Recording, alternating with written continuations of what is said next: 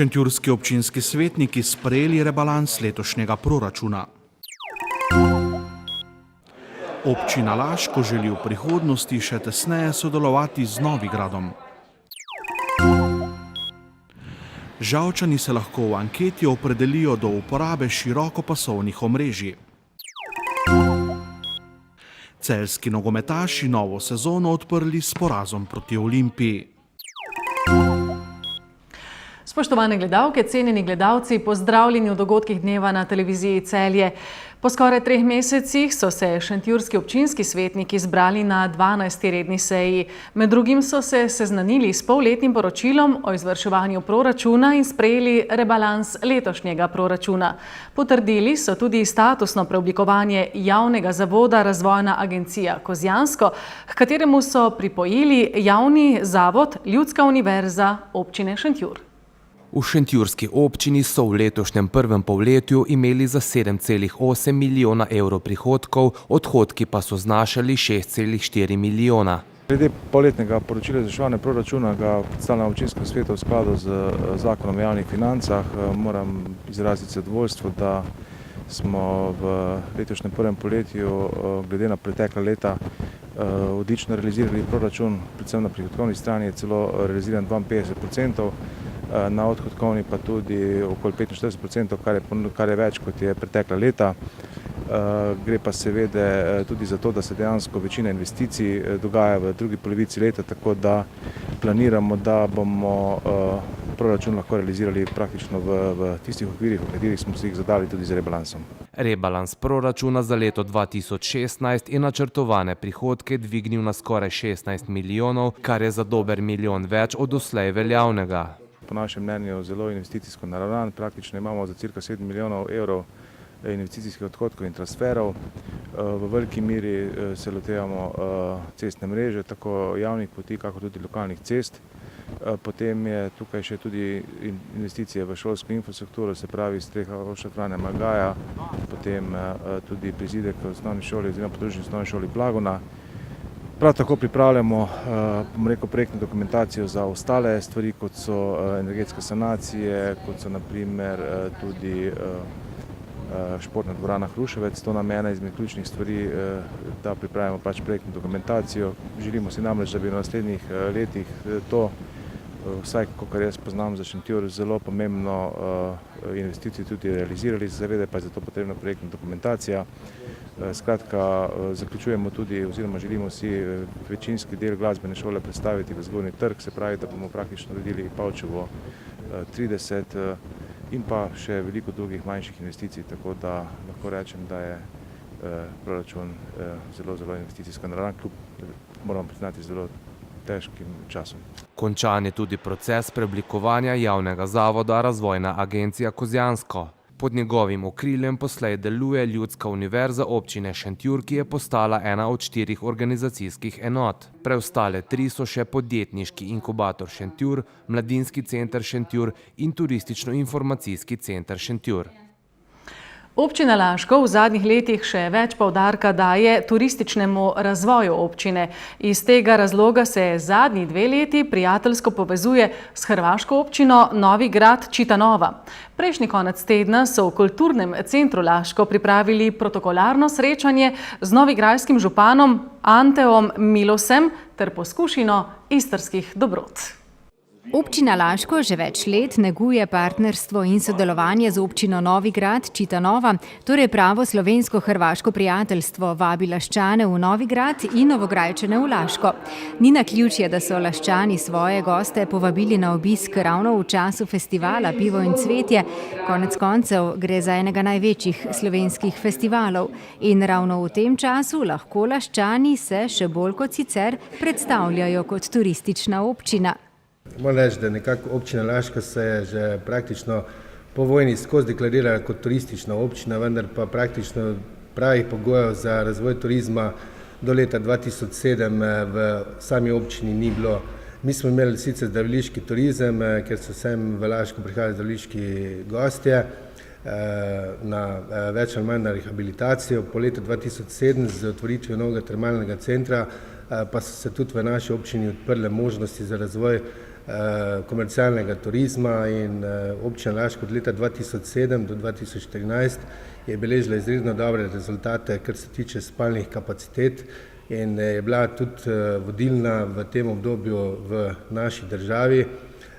V letu 2014 je sicer prišlo malo do zastoja, vendar pa z stabilizacijo lastništva v rimskih termah je tudi v letu 2015 in 2016 opazen bistven trend rasti nočitev. Sve pa dolgoletna želja nekako je tudi nas, da se povezujemo s turističnimi kraji izven naše države oziroma kraji, ki imajo dolgoletno turistično tradicijo in prav gotovo Novi Grad to je. In kako je prišlo do partnerskega sodelovanja? Na pobudo dejansko gospoda Obreza v Laškem je tudi prišla takrat, je bila v Sloveniji na obisku delegacija občine Novi Grad z gospodom Manteatom na čelu in so se tudi oglasili pri nas in beseda je dala besedo in hitro smo našli kakšno skupno točko in jaz mislim, da smo nekako v teh 3-4 letih kar skovali eno dobro prijateljstvo in tudi promocijo tako Novega Grada na prireditvi Pivo in cvetje, kot tudi občine Laško na slovenskem večeru, ki ga vsako leto prirejamo. Letošnja slovenska noč v Novem Gradu bo prihodnjo soboto 23. julija. Novograjčani pa jo organizirajo kot zahvalo najštevilčnejšim turistom, torej Slovencem. Teh je v Novem Gradu v času turistične sezone skoraj 40% izmed vseh turistov. Se pa bodo na slovenski noči predstavili tudi Laščani.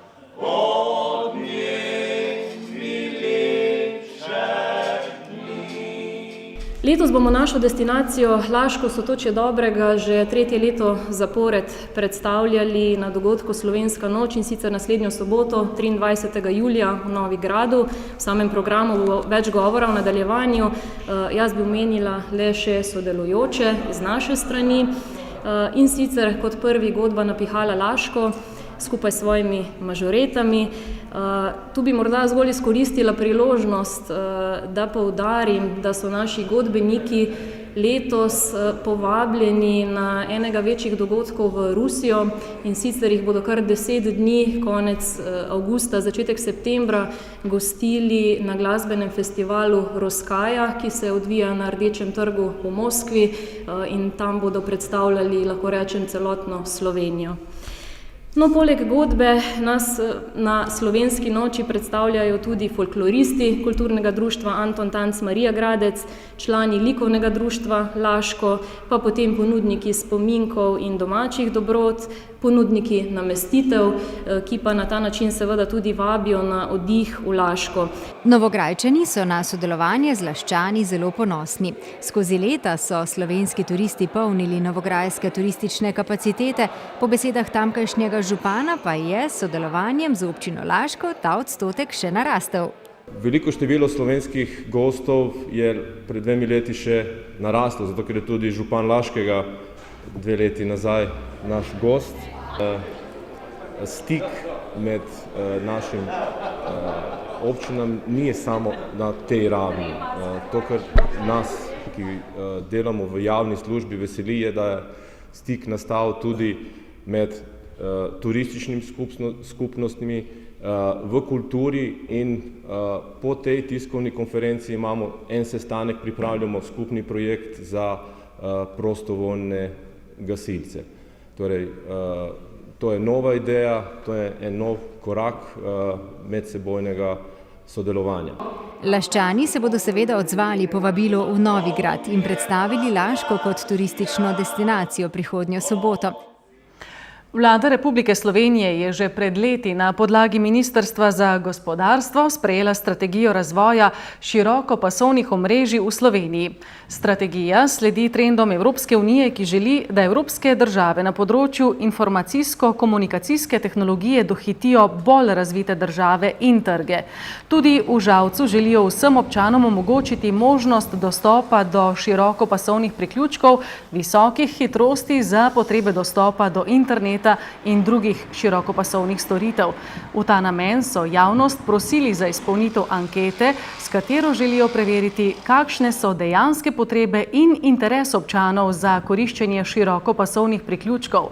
Anketa je dostopna na spletni strani občine Žalec.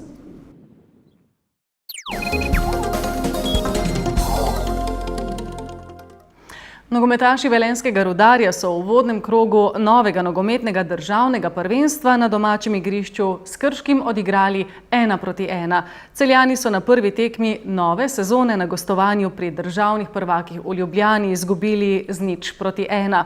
V drugem krogu bodo že v petek v Areni Petrol gostili moštvo Gorice. Celjski nogometaši so srečanje v Stožicah začeli slabo, saj je Olimpija prvič resno zagrozila že v 4. minuti, 2 minuti kasneje pa so Ljubljančani iz prostega strela dosegli zadetek, ki se je izkazal za zmagovitega. Vseeno rumeno-modri niso bili podrejeni in so si v obeh polčasih ustvarili nekaj priložnosti. Najlepšo je v 72. minuti zapravil Matej Podlogar, ki 6 metrov ni izkoristil odličnega predložka Lovreta Čirjaka, ki je malo predtem stopil v igro.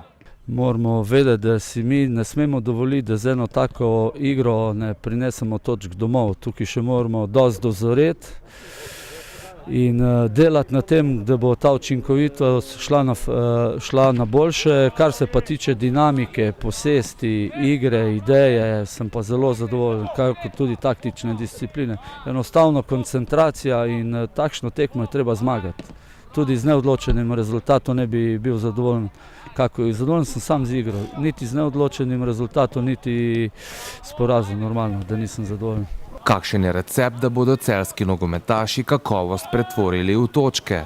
Mi smo bili dosti boljši nasprotnik, ne smemo pa zaspati na tem.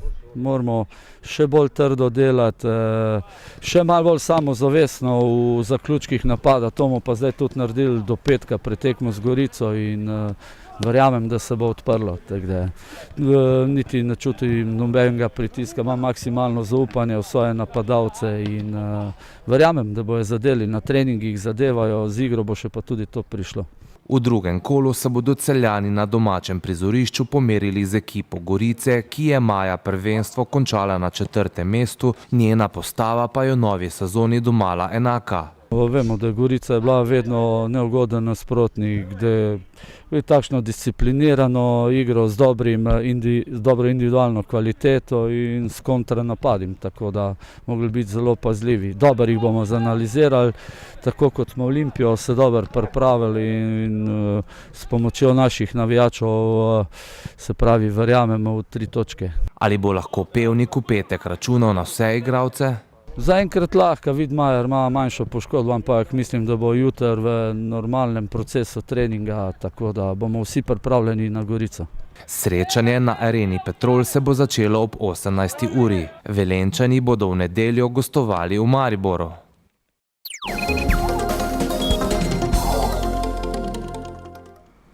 Jutri bo pretežno jasno, le v gorah bo nekaj spremenljive oblačnosti. Možnost popoldanskih neviht bo zelo majhna, najnižje jutranje temperature pa od 12 do 17, ob obali do okoli 19, najvišje dnevne od 27 do 32 stopinj. V četrtek in petek se bo nadaljevalo po večini sončno vreme, verjetnost za nastanek popoldanskih neviht pa se bo s pregrevanjem ozračja spet nekoliko povečala.